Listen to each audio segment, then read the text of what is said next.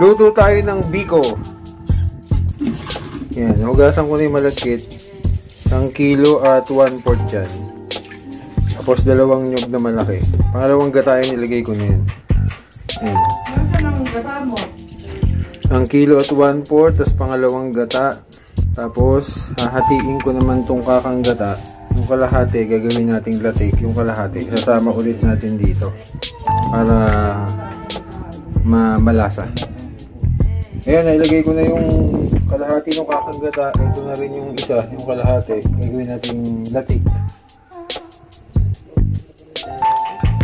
Tapos kailangan sa biko mas medyo maraming tubig mo kasi kung napapansin nyo, marami nagluluto ng biko parang may bigas, ilaw yung malagkit. Dapat dyan medyo maraming tubig para matagal ininin, tagal ka mag-iinin para maluto mabuti yung malagkit. Yan na, medyo nagda-dark na siya, medyo susunog na yung gilid. Konting halo pa, nagmamantika na rin yan.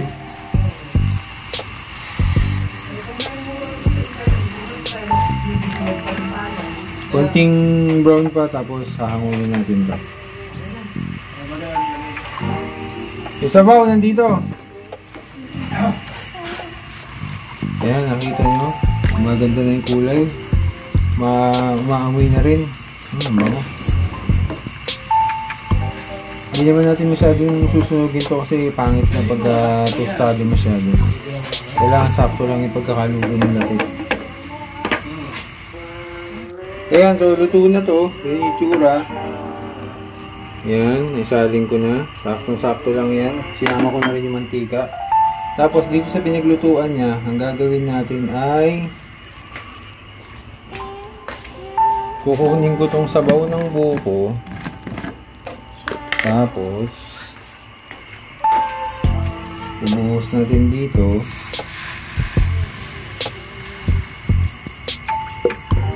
Tapos sisindihan natin yung apoy.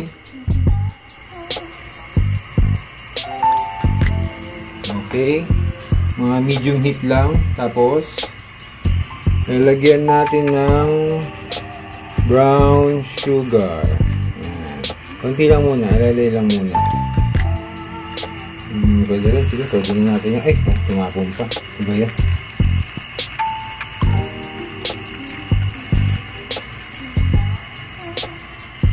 Ayan, pagkalagay natin yung brown sugar, siyempre, halu-haluin muna natin yan. Tapos, kailangan matanggal itong mga dumikit na tutong ng latik sa gilid. Kasi yan ang magbibigay ng lasa doon sa gagawin nating bukayo. O yan, ngayon kumukulo na siya, lalagay na natin yung ating buko.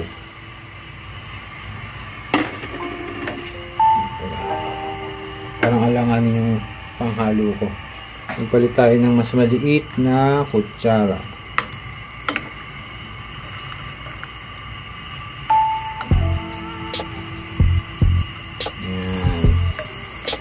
Kaya lang natin kumulo yan hanggang sa mag-reduce ang sabaw hanggang sa lumapot. Pagka kulang pa rin yung pagkakaluto ng buko natin, magdadagdag ulit tayo ng sabaw ng buko. Pero habang kumukulo siya, magdagdag tayo ng vanilla flavor. Konti lang.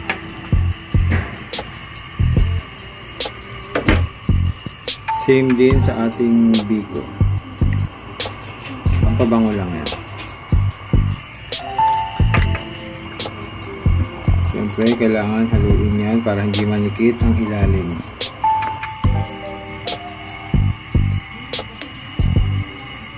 Let it cook!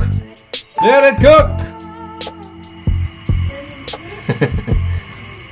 So ito, na-strainer ko na. Para ano, tapos naiwanan na yung sabaw dito. Ang gagawin natin, lalagay na natin tong panutsa ngayon dyan. At saka itong ating latik. Latik kasama na rin yung mantika nya. Tapos, tsaka natin ngayon to hahalu-haluin. Okay, so ito na nga. Lagay na tayo ng brown sugar. Tantiameter lang yan. Tapos, since medyo kulang ang ating kulay, magdagdag tayo ng konti dito. Yan. Tapos, ating gawin. Halo-halo muna ulit.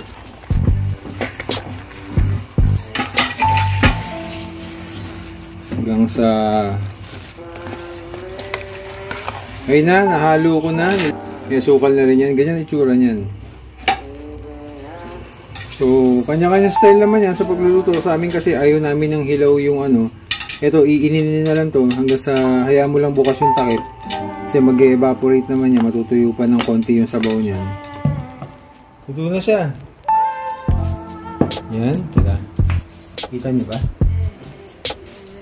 Nasali na natin siya ngayon dito.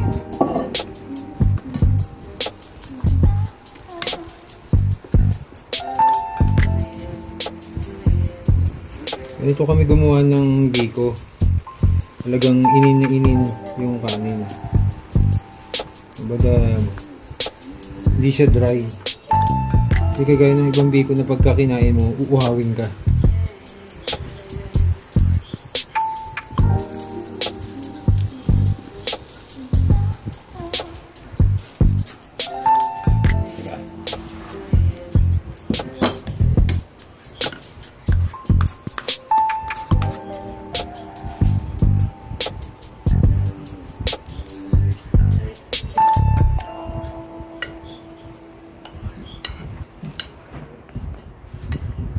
So ngayon, gagadgaran natin siya ng cheese.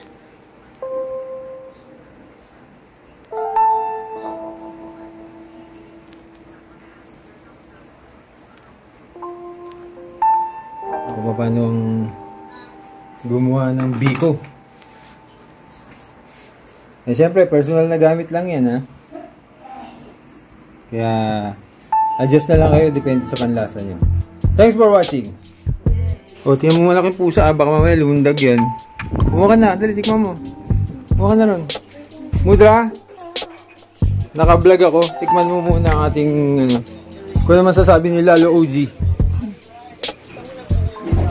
Medyo masama ang katawan ni Mama dahil tinatrangkaso yan, pero kakain ng biko yan. Mainit pa eh, dapat yan nailagay muna sa rep eh.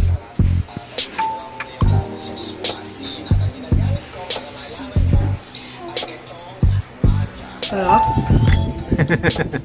Okay, pwede na? Pwede na? Good. Pasado. Pasado kay Mama. Ubusin mo na naman.